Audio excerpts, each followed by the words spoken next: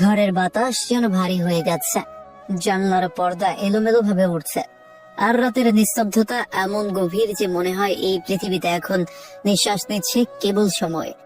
সবাই গভীর ঘুমে মগ্ন, পুরো খান বাড়ি নিঃসুপ, কেবল ঘরের টিকটিক শব্দটুকু যেন বাতাস ছেদ করে বেজে চলেছে। কিন্তু সবার চোখে ঘুম থাকলেও রৌদ্রের চোখে নেই। সে রুমের সোফায় বসে আছে, এক পা আরেক পায়ের ওপর তুলে নিস্তব্ধ ঘড়ির টিকটিক শব্দ শুনছে মনোযোগ দিয়ে। মনে হচ্ছে কোনো কিছুর অপেক্ষায় আছে সে। তার দৃষ্টি স্থির, ঠোঁটে এক অদ্ভুত শান্ত হাসি, যেন জানে এখন যা ঘটবে তা সবকিছু বদলে দিবে। এইদিকে তুরা তার রুমে, হাতে রৌদ্রের দেওয়া গিফটের বাক্স। কৌতূহলে ভরা দৃষ্টিতে ধীরে ধীরে বাক্সটা খুলল, আর মুহূর্তেই চোখ কপালে উঠে গেল। ভেতরে রাখা আছে একজোড়া অসাধারণ ডায়মন্ডের বালা, যা ঘরের আলোয় ঝিলিক দিচ্ছে একদম মুক্তোর মতো। তোরা নিঃশ্বাস আটকে তাকিয়ে রইল। বালাগুলোর সূক্ষ্ম নকশা, প্রতিটি কোণে আলোর খেলা, সবকিছু এত নিখুঁত, এত মারাত্মক ভাবে সুন্দর যে তোরা কথা বলার ভাষাই হারিয়ে ফেলল। শুধু মুগ্ধ চোখে তাকিয়ে রইল সেই বালার দিকে, যেন ওর চোখের দৃষ্টি আর ওখান থেকে সরানোই সম্ভব নয়। তোরা কাপা কাপা হাতে বাক্সের ভেতর থেকে সেই বালা দুটি বের করলো, হাতের তালুতে রেখে কিছুক্ষণ তাকিয়ে রইল, তারপর একে একে কবজিতে পড়তে লাগলো। বালা দুটি হাতে পড়তেই ঘরের আলো যেন আরো উজ্জ্বল হয়ে উঠল, যেন সেই ডায়মন্ডের ঝিলিক ছুঁয়ে দিচ্ছে তোরার মুখের হাসিকে। নিজের প্রতিচ্ছবি আয়নায় দেখে তোরা নিঃশব্দে হেসে উঠল। ও কখনো ভাবেনি রৌদ্র তাকে এমন দামি উপহার দিবে। মনের ভেতর খুশির ঢেউ একটার পর একটা আছড়ে পড়ছে। সে যেন খুশিতে আত্মহারা হয়ে গেছে। কিন্তু ঠিক সেই খুশির মাঝেই তোরার চোখ আবার পড়ে গেল বাক্সের ভেতরে। ভেতরে আরেকটা জিনিস আছে, একটা রুমাল, সাদা রঙের, কিনারায় সোনালি নকশা করা। তোরা অবাক চোখে রুমালটা হাতে নিল।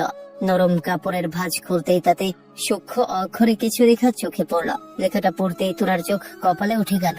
পছন্দ হয়েছে মায়ের ভবিষ্যৎ রানী, এইসব কিছু তোর জন্যই। ভবিষ্যতে এর থেকেও ভালো দিব আমার ভেতরে আগুন জ্বালানো চুম্বক পাখে।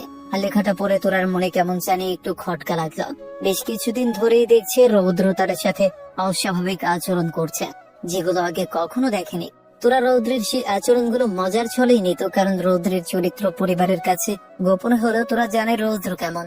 রৌদ্র যে প্লে বয় তা তোরার অজানা না, শুধু কখনো প্রকাশ করেনি পরিবারের একজন সদস্য অর্থাৎ ভাইয়া বলে। তোরা ভাবতো রৌদ্র মেয়েদের সাথে নাটক করতে করতে এখন সেই নাটকগুলো তার সাথেও করছে, হয়তো শুধু মজা করে, দুষ্টুমি। কিন্তু যতই সময় যাচ্ছে ততই রৌদ্রের আচরণ আরো অস্বাভাবিক হয়ে উঠছে। মনে মনে এসব ভেবে তোরার মনটা হঠাৎ উল্টে গেল।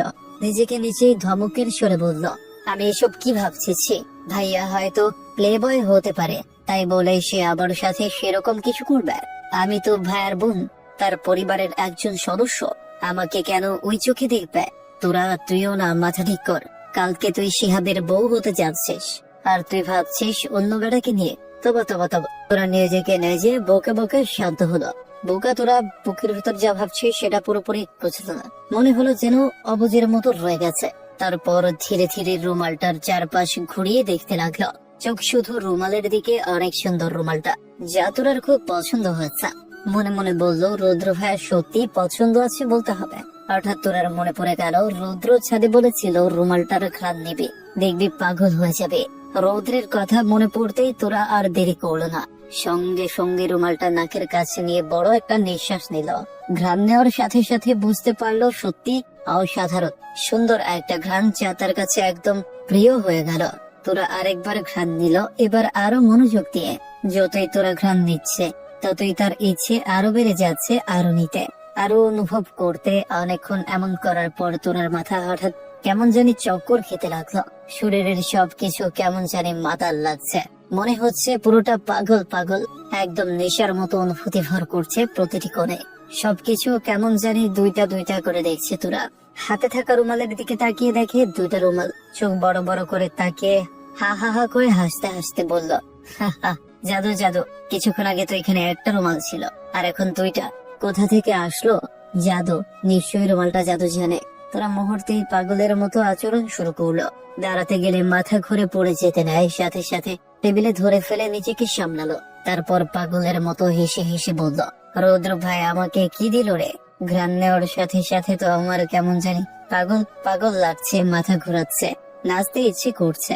তোরা আয়নার সামনে গিয়ে নিজেকে দেখে হু হু করে হাসতে হাসতে চুলগুলো মাথার চারপাশে ঘোরাতে ঘোরাতে বলল, লে পাগলো ডান্স ডান্স ডান্স। তোরা যেন কোনো নেশার জগতে প্রবেশ করেছে।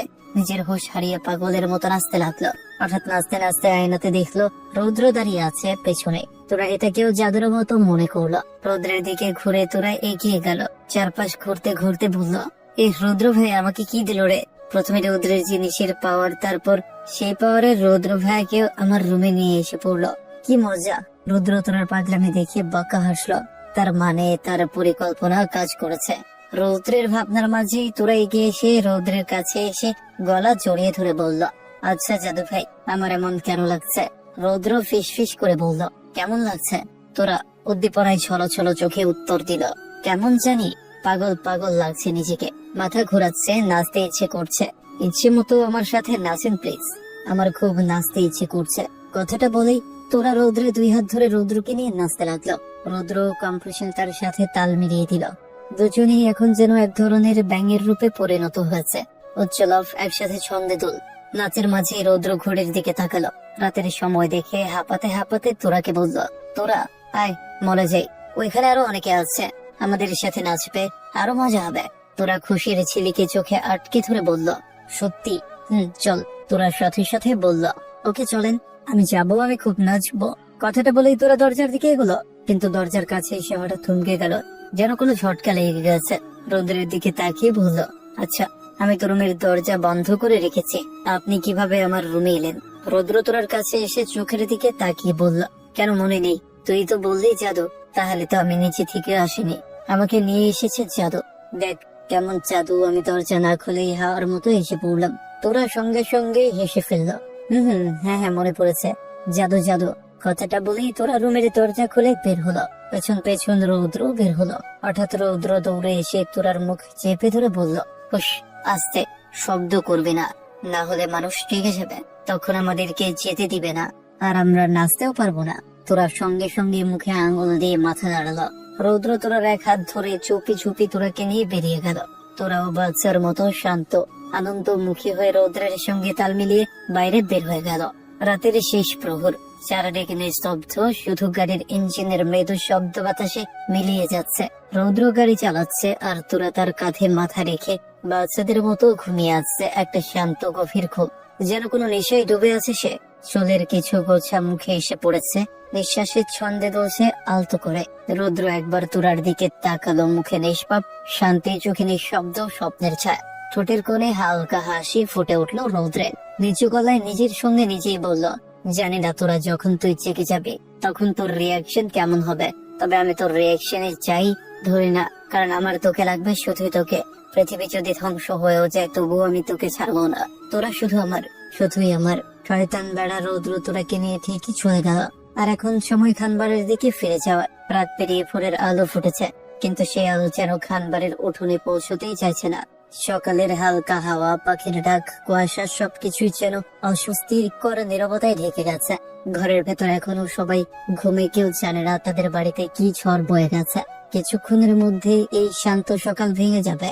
শুরু হবে কান্না, চিৎকার আর হাহাকারের এক ভিন্ন সকাল। চলো এখন দেখি খানবাড়ির ভেতর কি অবস্থা। খানবাড়ির উঠানে তখন সকালবেলা রোদটা হালকা সোনালী হয়ে মাটিতে পড়ে আছে, আর তার মধ্যে ধুলোর সাথে মিশে ঘুরে বেড়াচ্ছে ফুলের গন্ধ।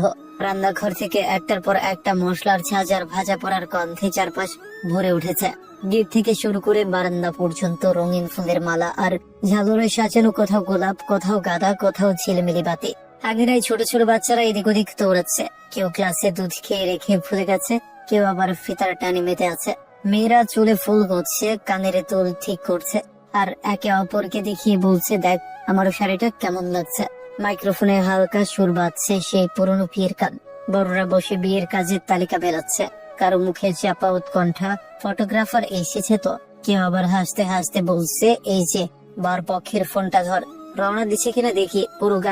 পুরো খান বাড়ি যেন এক উৎসবের মঞ্চ। আলো, হাসি আর শব্দ, ব্যস্ততায় মিশে আছে আনন্দের সুর। কিন্তু এই আনন্দের ভেতরে কোথাও যেন একটা অদ্ভুত নীরবতা লুকিয়ে আছে। কেউ জানে না এই সকালটা ঠিক কেমন পরিণতি বয়ে আনবে। মহিলারা সবাই নিজেদের কাজে ডুবে আছে। রান্না, সাজসজ্জা, বাচ্চাদের দেখাশোনা, সবকিছুতেই যেন এক উন্মাদনা। কিন্তু এই ব্যস্ততার মাঝে রৌশনী খানের মনে একটা অস্বস্তি ধীরে ধীরে জায়গা নিচ্ছে। যতবার চারদিকে চোখ ঘোরাচ্ছে, কোথাও তোরাকে দেখা যাচ্ছে না। ভাবলো হয়তো এখনো ঘুমোচ্ছে, কিন্তু সময় তো অনেক হয়ে গেছে। মুখে একটু চিন্তার রেখা নিয়ে সে বলল, তোরা এখনো ঘুম থেকে ওঠেনি নাকি? এই ভেবে রৌশনী খান তোরার রুমের দিকে যাচ্ছে। ঠিক তখনই তিথির আতঙ্কিত চিৎকার কানে এলো। তিথি দৌড়ে এসে হাঁপাতে হাঁপাতে বলল, তোরা আপু রুমে নেই? কোথাও নেই।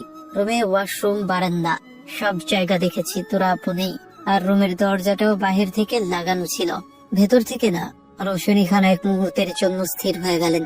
তার মুখের রং ফ্যাকাশে হয়ে গেল, চোখের ভেতর এক অদ্ভুত আতঙ্কের ছায়া নেমে এলো। চারপাশের কাজ থেমে গেল, সবাই তিথির দিকে তাকিয়ে রইল। বিয়ের ঘরের কোলাহলের মধ্যে হঠাৎ করেই যেন একটা ভারী নিস্তব্ধতা নেমে এলো, যেন কেউ অদৃশ্য ভাবে পুরো আনন্দটা থামিয়ে দিয়েছে। আয়ান প্রথমে তিথির কথায় বিশ্বাস করতে পারছিল না। এত সকালে বিয়ের ঘরে এত মানুষ, আর তোরা রুমে নেই, এটা যেন অসম্ভব শোনাচ্ছে। আয়ান দ্রুত এগিয়ে গিয়ে বলল, তুই কি বলছিস এসব? তিথি, তোরা রুমে থাকবে না মানে কি? হয়তো বাড়িতেই আছে, আশেপাশে কার রুমে গিয়েছে। আয়নের কথাটা শেষ হওয়ার আগে পেছন দিক থেকে এক পরিচিত কিন্তু ভয় কাঁপা কণ্ঠ শোনা গেল আরিশার। নাই, আমি পুরো বাড়ি দেখেছি, তোরা কোথাও নেই। আর আরিশার কণ্ঠ যেন ক্রমে ভারী হয়ে আসছে। কথা বলতে গিয়ে গলা আটকে যাচ্ছে। সবাই এখন তার দিকে তাকিয়ে আছে। রৌশনী খানও নিঃশ্বাস বন্ধ করে তাকিয়ে আছেন। হঠাৎ আরিশা কেঁপে উঠল, থেমে গেল এক মুহূর্ত, তারপর নিচু করে বলল, আর আর রুদ্র ভাইও কোথাও নেই। মুহূর্তে খান বাড়ির বিয়ের সকালে সব শব্দ যেন থেমে গেল।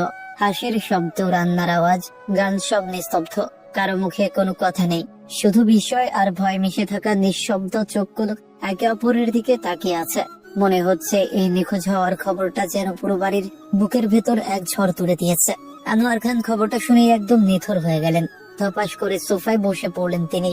মুখটা ফ্যাকাশে, চোখে অবিশ্বাস আর দুশ্চিন্তার ছাপ স্পষ্ট।